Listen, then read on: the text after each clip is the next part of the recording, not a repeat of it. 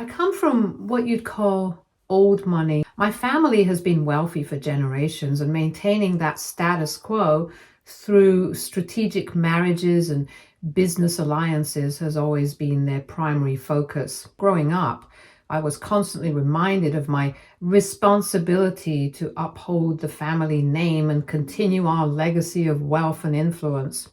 From an early age, it was clear that my worth was tied to the connections I could help foster for the family. There was always an underlying message. Marry well, align yourself with someone who could not just match, but elevate the family status. Little did I know that my rebellion against their plans would end up being the wisest decision of my life. I was barely in my early 20s when my family began to aggressively push me towards Adam, my brother's wealthy best friend. Adam was everything my parents could have ever hoped for in a son-in-law.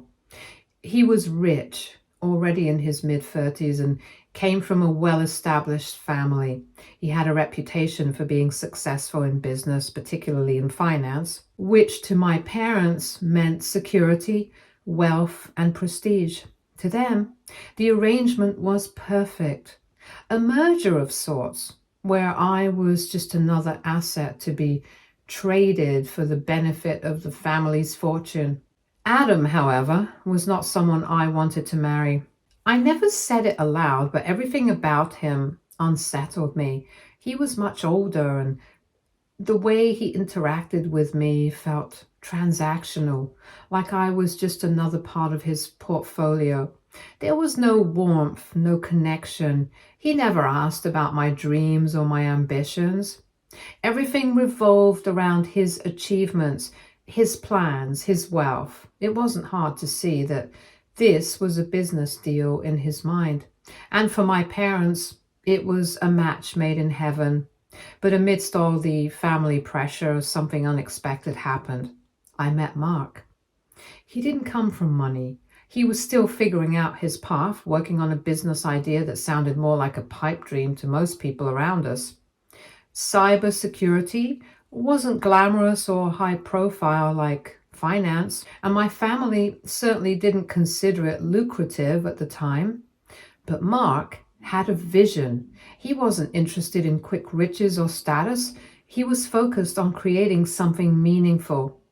There was a passion in him that I hadn't seen in anyone else in our circles. While others were obsessed with legacy and status, Mark wanted to build something from the ground up, something real. And I was drawn to that in a way I couldn't explain. My relationship with Mark developed quickly, but not without its challenges. The moment my family found out about him, they were appalled. My parents couldn't understand why I would choose someone like him over Adam, who was established, wealthy, and in their words, perfect husband material. To them, Mark was a nobody, a man with no fortune, no powerful family connections, and no place in our world of old money. But I didn't care. I knew what I wanted, and for once, I was ready to defy the expectations that had been suffocating me my entire life. The fallout was immediate and brutal. When I refused to marry Adam and chose Mark instead, my family disowned me. They cut me off financially, emotionally, and socially. To them, I was a traitor to my own bloodline, someone who had spat on the legacy they had worked so hard to preserve. I wasn't just their daughter anymore. I was an outcast, someone who had thrown away a future of guaranteed wealth and status for what they saw as a foolish, romantic notion of love. Fast forward 10 or 11 years and life has turned out in ways none of us could have predicted. My husband's company is now one of the leading cybersecurity firms in the country. The business he started from scratch, which my family once mocked as small time, is now a giant in its industry. We're wealthier than my family ever was, but we've maintained a relatively modest lifestyle, focusing instead on charitable initiatives and creating opportunities for others. The irony?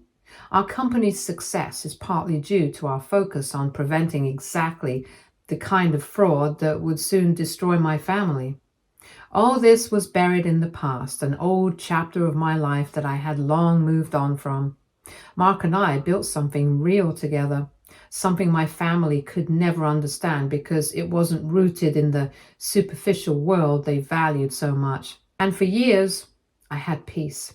Until, of course, the recent events threw everything back into my life like an avalanche. Remember Adam, the one my family had been so desperate to marry me off to? His son, Ryan, is at the center of it all. 2 months ago, it came to light that Ryan had been orchestrating a massive Ponzi scheme through a subsidiary of his father's firm. He had convinced countless wealthy families, including my own, to invest in what he called a revolutionary blockchain technology. It promised unbelievable returns, and people hungry for the next big thing threw their money at him without a second thought. But it was all smoke and mirrors. The technology wasn't groundbreaking, and the returns were fabricated. The entire operation was a sham, a house of cards that came tumbling down once the regulators got involved. Ryan had been running this scheme for years, pocketing millions while feeding investors false reports of their profits. When the truth finally came out, it was devastating. Wealthy families who had built their fortunes over generations lost everything in the blink of an eye. And my family, with all their financial wisdom and connections, was one of the biggest victims. I found out about all of this through some old friends who still keep tabs on the world I left behind. The details were staggering. Adam's firm was now under investigation, and Ryan was facing serious federal charges. My family had been completely ruined. Their wealth, which had once seemed so untouchable, had evaporated overnight. It was almost too much to believe, the sheer irony of it all. And just as I was processing this, something even more unexpected happened. The day after I learned about Ryan's Ponzi scheme, my mother contacted me after 10 years of complete silence. She suddenly reached out as if no time had passed. At first, I didn't know what to think. The last time I had heard from my mother, it was to inform me that I was no longer welcome in the family. And now, after a decade of pretending I didn't exist, here she was, calling me like nothing had changed. But of course, everything had changed. My mother didn't reach out because she wanted to reconcile or apologize. No, it was because they needed help, desperately. Their homes, their savings, their social standing, everything they had spent their lives cultivating was gone. They had been completely undone by Ryan's scheme, and now they were looking to me and Mark to bail them out. They weren't just asking for money, though that would have been bad enough. They wanted us to use Mark's company's resources to help trace and recover their lost funds. They wanted us to leverage our connections in the business world to open doors for them, to help them salvage whatever scraps of their old life they could. The same people who had mocked Mark for being common were now begging for his expertise. The audacity was breathtaking. The messages from my mother were followed by floods of emails, texts, and voicemails from various family members. They all had the same theme. They needed help. They were desperate. And more than anything, they wanted me to step in and save them from the consequences of their own choices. It was a surreal experience reading through their pleas and recognizing the same manipulative tactics they had used on me all those years ago. They talked about family loyalty as if they hadn't spent the last decade pretending I didn't exist. And yet, despite everything, I felt conflicted. Part of me felt a sense of twisted satisfaction. There was a kind of justice in watching their arrogance finally come crashing down around them. They had spent their lives chasing after wealth and status, and in the end, they had lost everything. But another part of me couldn't help but feel some level of pity, especially for my younger cousins, who were just children when all of this happened. They hadn't chosen this life or this family, and yet they were suffering the consequences all the same. So I turn to you, Reddit people. If you guys have any suggestions, please send them my way.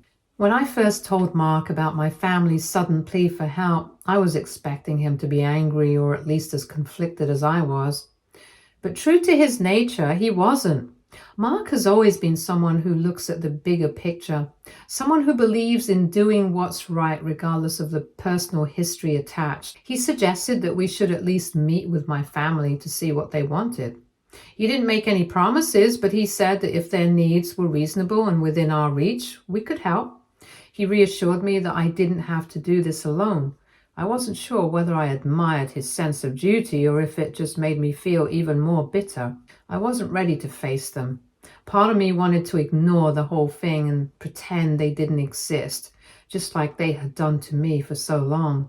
But another part, the part that couldn't help but be curious, wanted to see them again. What would it be like after all these years? Would they apologize? Would they finally acknowledge the pain they caused me, the way they treated me like a disappointment for choosing love over wealth? With Mark by my side, we decided to meet my parents at a private venue, away from the eyes of anyone who might have recognized us. The moment I walked into the room, I was struck by how little had changed. My parents looked exactly as they did the last time I saw them. Polished, perfect, and utterly indifferent. My mother gave me a brief, almost clinical once-over, while my father looked past me as if I was some trivial matter he had to deal with. There was no warmth, no affection. It felt like walking into a business meeting, not a reunion after 10 years of estrangement. They greeted Mark with more attention than they gave me, and not in a respectful way. They spoke to him with an air of entitlement, as if the fact that he was now wealthy gave them the right to demand his time and energy. My father didn't even bother with pleasantries. He jumped straight to the point. They needed Mark's company to help trace and recover their lost funds, and they needed it done quickly. I watched in silence as they talked about their expectations with no gratitude whatsoever. There wasn't a single acknowledgement of the past, not one word about the fact that Mark and I didn't owe them anything. No apology for cutting me off, no recognition of the pain they had caused when they chose to turn their backs on me because I didn't fit into their neat little world anymore. It was as if the last 10 years hadn't happened, as if I had never been disowned at all. To them, I was still their daughter, and now that they needed something, I was expected to act accordingly. Mark, ever the professional, kept his cool and tried to approach the situation with tact. He asked questions, trying to get a sense of the depth of their losses and what exactly they expected from us. He explained that forensic accounting and tracing lost funds would take time, and that this wasn't something that could be done overnight. But the more he spoke, the more it became clear that they didn't care about the technicalities. They just wanted results fast. They wanted Mark to pull strings, to use his influence to get their wealth back as quickly as possible, regardless of what was realistic. The audacity was mind-blowing. My parents didn't even seem to realize how absurd their demands were. They spoke as if Mark owed them this, as if it was his duty to fix the mess they had gotten themselves into. At one point, my father even hinted that Mark's success was somehow connected to the opportunities they had once given me, implying that we wouldn't be where we are today without their support from back then. I felt my blood boiling. I tried to keep my composure, but the more I listened, the angrier I became. The sheer nerve of it all, their cold indifference towards me, their complete disregard for the fact that they had disowned me, and now their demands for help like nothing had happened, was too much. And then, when my mother made an offhand comment about how family is family, no matter the past, I snapped. I told them they should be the last people to give lectures on the importance of family. They abandoned me. They disowned me because I didn't marry the man they picked out for me like I was some pawn in their game. They were the ones who spent the last 10 years pretending I didn't exist. And now somehow they had the nerve to come here acting like I owe them something. They both went silent, looking at me with a mixture of shock and confusion, as if they genuinely didn't understand why I was so upset. My father, ever the stoic businessman, narrowed his eyes but said nothing. My mother, always the more manipulative of the two, tried to shift the blame. "We did what we thought was best for you," she said. "You made your choices and we made ours." I couldn't control my reaction and told them that they did what was best for them. And when I didn't fit into their plans, they cut me out of their life.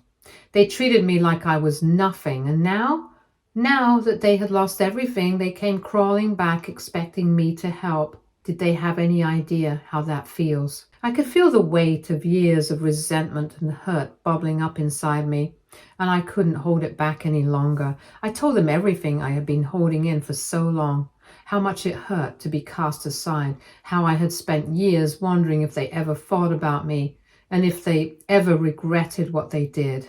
But seeing them now, I realized they didn't. They never had. To them, I had been a means to an end, and now that they were desperate, they wanted to use me again. By the time I was finished speaking, I was literally shaking. I told them that neither I nor Mark owe them anything. They were ungrateful, and the fact that they could sit there and make demands without even a hint of an apology told me everything I needed to know. For the first time since we'd arrived, they were speechless. My father opened his mouth to speak, but no words came out. My mother looked down at her hands, avoiding my gaze. The silence was heavy, and at that moment I realized that they hadn't come here to reconnect, to make amends, or to acknowledge the past. They had come because they were desperate, and they saw me as their last resort. They didn't care about the pain they had caused. They just wanted their money back. Mark was right there to reassure me. He looked at my parents, calm and composed as ever, and said that he would have our team look into the situation. "But this will take time, and we can't promise anything. Beyond that, we'll be in touch if there's anything we can do on a professional level." But personally, we were done. We left shortly after that, the weight of the confrontation still heavy in the air. As we walked to the car, I felt a strange sense of relief. I had said everything I needed to say, and for the first time in years, I didn't feel guilty about it. After the confrontation with my parents, things fell into a kind of strange normalcy, at least on the surface. Mark and I went back to our routine, and my family faded into the background again. My parents acted like they had listened to what we had said, but it was clear that nothing had changed for them. There was no real remorse, no reflection on their part. The way they responded to Mark and me during the confrontation had felt like they were sitting through a boring lecture, just waiting for it to be over so that they could get what they wanted. It was like talking to walls. Despite everything, Mark kept his word. He set up a team to look into the situation and assess what, if anything, could be done to recover some of their lost assets.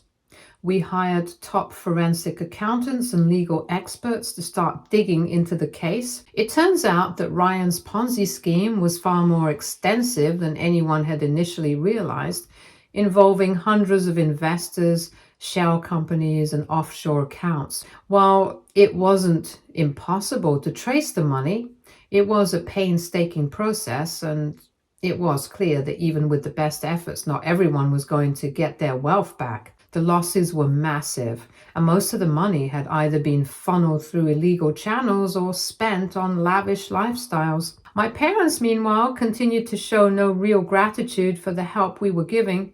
They didn't seem to grasp the gravity of the situation. They were still fixated on regaining their social standing and their old lives, acting as if this whole thing was just a temporary setback. It was infuriating to watch them cling to the delusion that things would go back to normal and that their wealth and status would magically reappear as if none of this had ever happened. I couldn't understand how they could be so blind to the reality of what had happened and the fact that they had played a part in their own downfall by trusting Ryan so blindly. A few days after the meeting, I met with some of my cousins. These were the younger members of the family, the ones who hadn't been involved in the decision-making but were now caught in the fallout. Their side of the story broke my heart. They told me about how bad things had gotten within the family, how it was now every man for himself. Once the money started disappearing, the cracks in the family began to show. What had once been a united front of old money and social power had crumbled into infighting, finger pointing, and desperation. My cousins described it as a sinking ship with everyone scrambling for a life raft, not caring who they had to push overboard to survive. Some of my uncles had disowned their own children to protect their assets. Others had fled to avoid creditors, and a few had already started selling off properties and heirlooms to cover their debts. It was a mess. The younger generation was left to fend for themselves, trying to figure out how to build their own lives in this chaos. Some of them were furious at their parents for getting them into this mess, and others were just scared and confused. It was clear that the old family structure had completely collapsed, and there was no going back to the way things were before. Meeting with my cousins made me realize how insulated I had been from all of this. While Mark and I had built our own lives, they had been trapped in the world of our family, watching it implode from the inside. I felt for them, especially the ones who had no say in the matter, but were now suffering the consequences of their parents' greed and short-sightedness. I wanted to help them more, but it was hard to even get close to some of the other family members. Many of them still saw me as the black sheep, the one who had defied the family's wishes. Some even blamed me for not saving the family sooner, as if my marriage to Mark and our success was somehow responsible for their downfall. To them, I was a shunned witch who had cursed the family by choosing my own path. The truth was, it was tough to meet with most of them. Every time I tried to offer support or even just listen, I was met with either hostility or cold indifference. The older generation was still locked in their mindset of pride and entitlement, refusing to accept that they had made a catastrophic mistake in trusting Ryan. They didn't want to face reality. They wanted to point fingers, and I was an easy target for their misplaced anger. My cousins at least seemed to understand that I had done what was best for me, but even they were wary of how the rest of the family viewed me. As for the case itself, Mark's team had made some progress, but it was slow going. The scope of the fraud was overwhelming, and the investigation had expanded far beyond just Ryan. It turns out there were several others involved in the scheme, people who had knowingly helped Ryan set up the fraudulent accounts and funnel the money overseas. In the meantime, Mark's company has to be careful. We were doing what we could to help my family recover their losses, but we also had to maintain our own integrity. We couldn't risk getting too deeply involved in a legal mess that wasn't ours to begin with. Our team worked on the case from a distance, providing forensic accounting services and helping to trace what funds could be found, but we had made it clear to my family that we weren't offering personal financial assistance. We had to draw the line somewhere, and that was it. Many of you advised us to maintain our distance from my family, and you're absolutely right there. Thank you to everyone who has followed along and offered your support in the comments. Your words have meant more to me than I can say, especially as I navigate this complicated mess. For now, we'll continue to help where we can, but I'm keeping my boundaries firm. I'll update again when there's more to share. Bye for now. This will probably be my final update on the whole situation, as things have mostly reached their conclusion. Mark's company did its job and helped track down a significant portion of the money Ryan had siphoned off in his Ponzi scheme. Of course, we knew from the start that it wouldn't be possible to recover everything. More than half of the funds were already spent on Ryan's extravagant lifestyle. He had blown through a ridiculous amount of money on luxury properties, cars, parties, and God knows what else. What we were able to recover was a fraction of what my family had lost, but still it was something. After a lot of back and forth, Mark's team managed to piece together enough information to trace some of the funds hidden away in offshore accounts. Once those were retrieved, the remaining assets were divided among the victims, including my parents. It wasn't anywhere near what they had before, but it was enough for them to rebuild if they were smart about it. That, of course, remains to be seen. Even in the end, their main focus seemed to be on reclaiming their social status, not learning from their mistakes. One surprising development throughout this process was the shift in the younger generation of my extended family. Many of my cousins who had been left in the dark for years finally stood up and took charge. They had suffered equally because of their parents' mistakes, and they made it clear that they were done being treated like children who had no say in financial decisions. In several cases, they pushed their parents out of the decision-making process entirely and took control of what was left of the family assets. It was a long overdue shift in power, and honestly, I was proud of them for stepping up and refusing to let the cycle of arrogance and greed continue. As for my parents, I could tell they were satisfied with how things turned out, at least to the extent that they got something back. But I wasn't looking for their approval, and frankly, it didn't matter to me whether they were content or not. There was no grand moment of reconciliation, no heartfelt apology or acknowledgement of the damage they had caused. That just isn't who they are. But even though they didn't say it outright, there was a quiet sense of resignation in their demeanor, as if they had finally realized on some level the cost of their choices. Whether they were actually sorry for how they had treated me was another matter entirely, and one I didn't spend much time dwelling on. One moment that stuck out to me, though, was when my mother, out of nowhere, asked me about my children.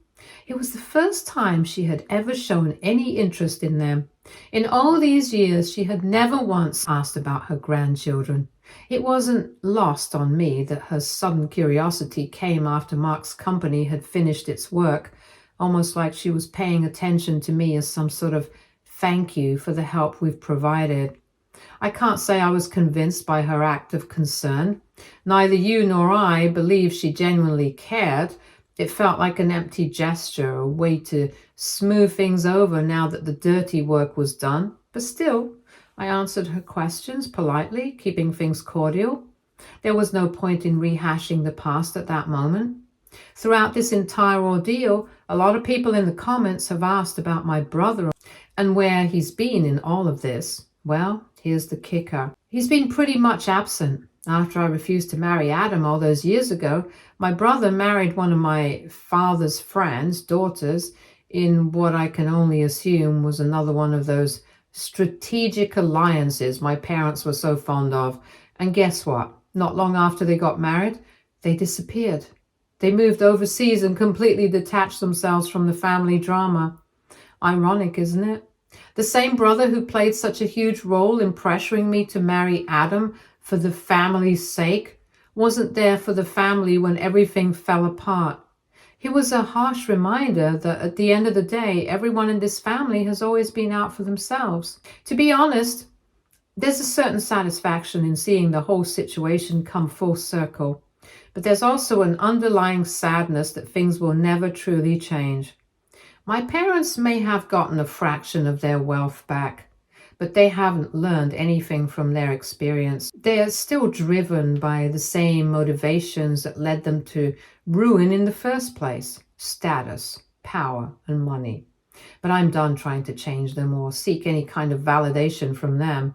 I found peace in the life Mark and I have built together, and that's enough for me. In the end, we did what we could to help. Mark's team wrapped up their work, and we'll leave the rest of the fallout for the family to deal with. My cousins have taken the reins where they can, and I think the younger generation has a shot at steering things in a better direction. As for my parents, they've managed to regain some semblance of stability, but whether they maintain it or squander it is out of my hands. Thank you again to everyone who has followed along, offered support, and shared your thoughts in the comments. This has been a long and complicated journey, but I'm glad it's finally behind me. For now, I'll be focusing on my own family, my children, and the life Mark and I have built. Bye for now. Stay tuned for more stories from our girl relationships.